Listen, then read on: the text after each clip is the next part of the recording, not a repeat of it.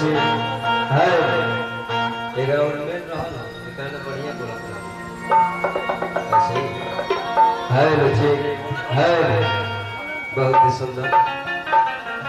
कम बाजा लेकिन साफ सुथरा बाजा ताले तबला के सामने रह गई तो देख ले डालता वाला बढ़ जा चटिए सब चीज मिजाज के चीज है एक बार सेट होला तो रात भर ऊपर हाथ में रहता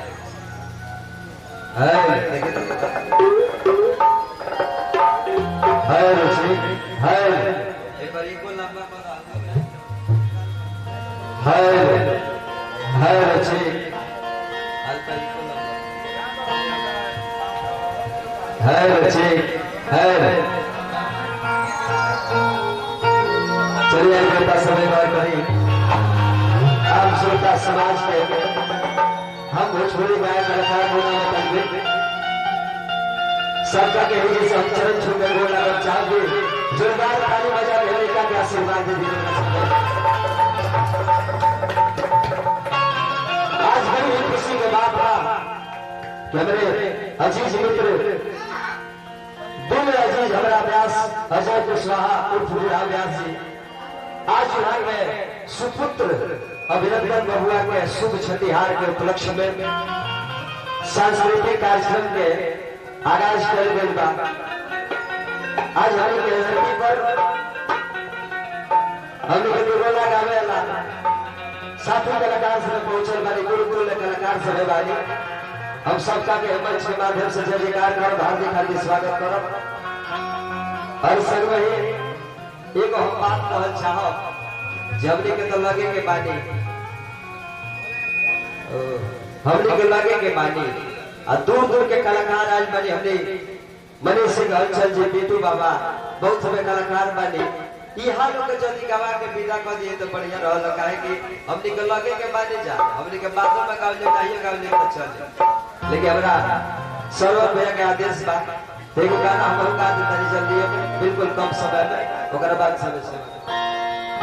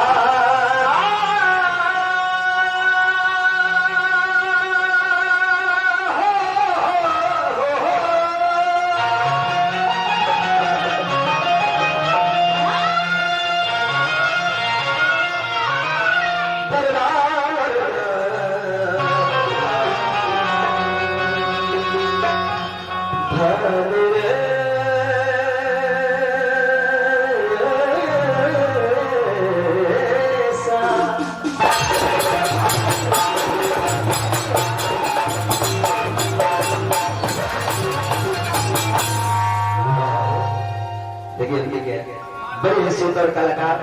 और बड़े हिम्मत इंसान हजार पुरस्कार दिला बड़े हमरा बड़ भैया हमरा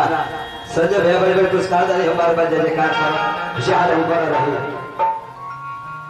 चलते चलते जब उपलक्ष्य हम लाइव बानी वो उपलक्ष्य अनुसार एगो हम गाना सुनाए सोहर मंगल सबका दुलारी पर ना होला पुरनिया काका लोग कहे लगे जकरा दुआरी पर यानी कि जकरा ही है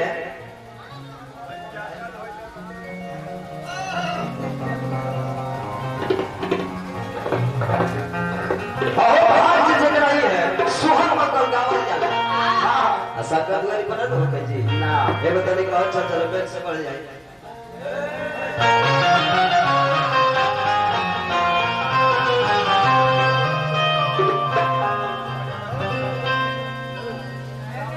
अच्छा देखिए अगला बड़ी बड़ी पुरस्कार मलिक ऋषि के ऑर्डर पानी गए लेकिन हमारा सोहरा बोली थी 1000 पुरस्कार देने वाली जय जयकार रही शाह रही बना रही राजा बन के राज कर मैं से बहुत मारेंगे।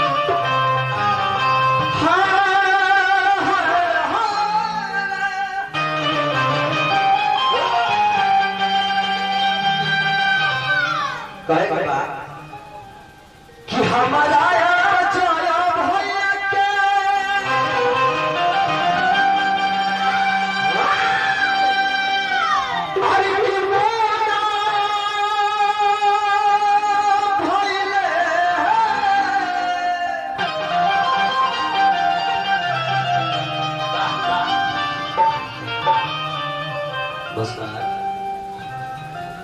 देखो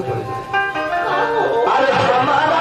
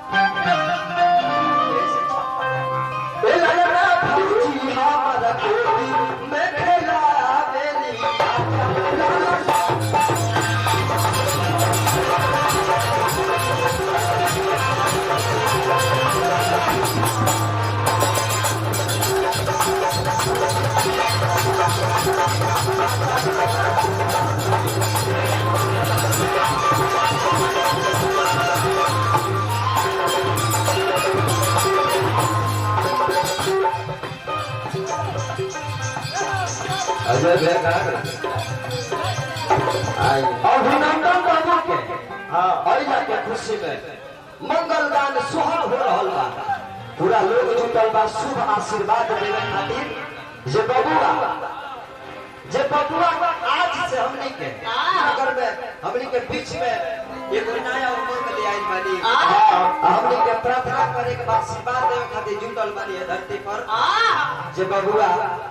आगे चल के पढ़ लिख के ए नगर के नीमन नागरिक बनी अपने माता पिता के नाम रोशन करी और पूरा देश के नाम रोशन करी। अच्छा बिट्टू बाबा बड़ी बड़ी आशीर्वाद भेजले बानी बड़ी हमरा के मन को करी हम बहु मानी ले हम जैसे कार करो बाबा के जहां रही बन रही छपर रहिया क्या जरूर हम वो सुना देते। चलिए हमरा अच्छा चलिए हमरा प्रतिभा भौजी के बिहार से बड़ी बड़ी पुरस्कार मिलल बा हम बार बार भौजी के जय जयकार करो। अच्छा हमरा अजय भैया के माता श्री यानी कि हमारे चाची जी बड़ी बड़ी भैया से आशीर्वाद देने वाली भोले भोले से प्रार्थना करो कि भोले बाबा परिवार में पूरा भंडार भरले रही जहाँ रही वो सब राजा बन के राज करो। प्रतिमा भौजी गोरी प्रतिमा प्रतिमा भौजी गोरी में खेला बेली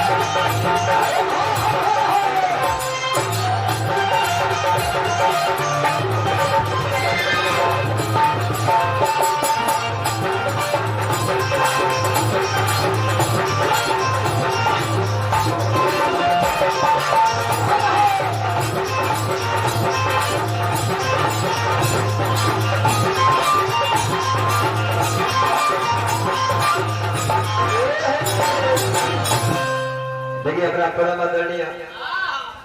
हमारा कमला बाबा के महाराज जी के चेला बानी हमारा लखन भैया बड़ी बड़ी पुरस्कार देने बड़ी जयकार करो हमारा बबुआ के दादाजी फेमस भैया के हमारे हजार हजार आशीर्वाद देने बानी हम बार बार चरण में कोटि कोटि नमन करो आशीर्वाद की प्रतीक्षा रखो और ये बबुआ अरे बबुआ के दादा तुआ अरे मानो पानी गोदी में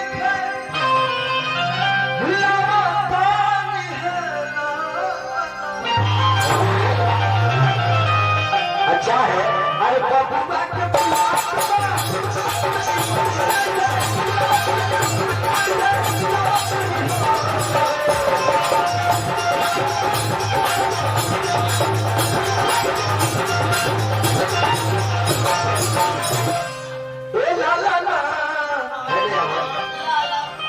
चलो एक बोल पर हलो ए लाला पर की ना भौजी को मैं खना मेरी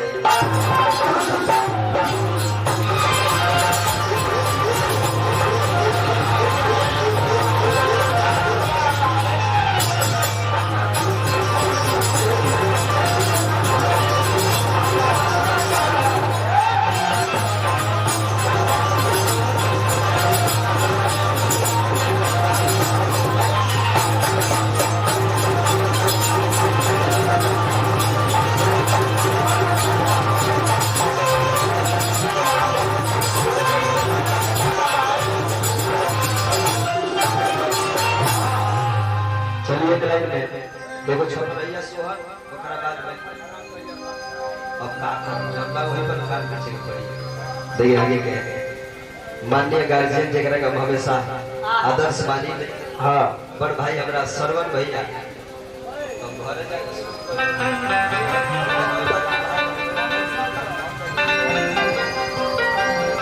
माता श्री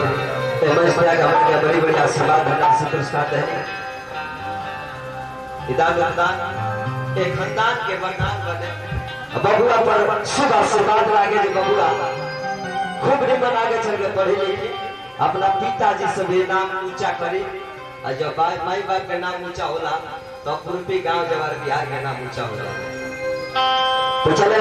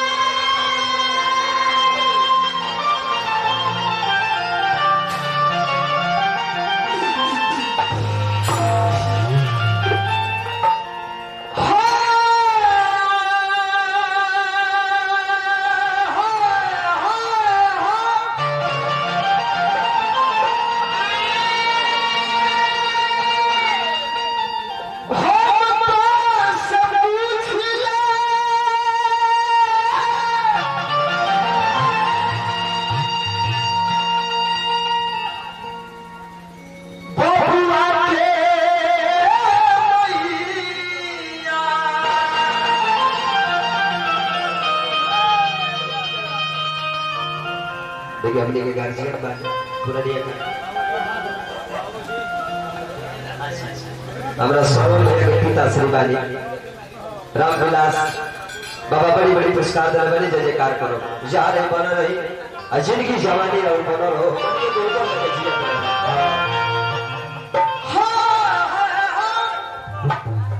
लेकिन बड़े सुंदर एक कलाकार हमारा संजय भैया आर्गन बैठ प्लेयर एगो दिल के बड़े ही सुंदर इंसान निमन छवि मार्केट में हमरा सारुद्दीन भैया जरा बहुत मजदूर आता बड़े ही सुंदर नृत्य करते मुस्कान जी कुछ तो बोल पूजा जी राम बाबू कुछ तो बोले बुलवाली पर से और कोई सामने करने को बता अच्छा राम बाबू भैया यहाँ के स्टूडियो में अपराध रोड पर हम जानता नहीं हमारा 3 गो जिला में सबसे ज्यादा पैसा स्टूडियो में रोने में लागल हमारी की कृपा बना रहो जगह नाम से 4 गो स्टूडियो चले हमने के हमने से सुपर स्टार कलाकार बना के गा के भिखारी भैया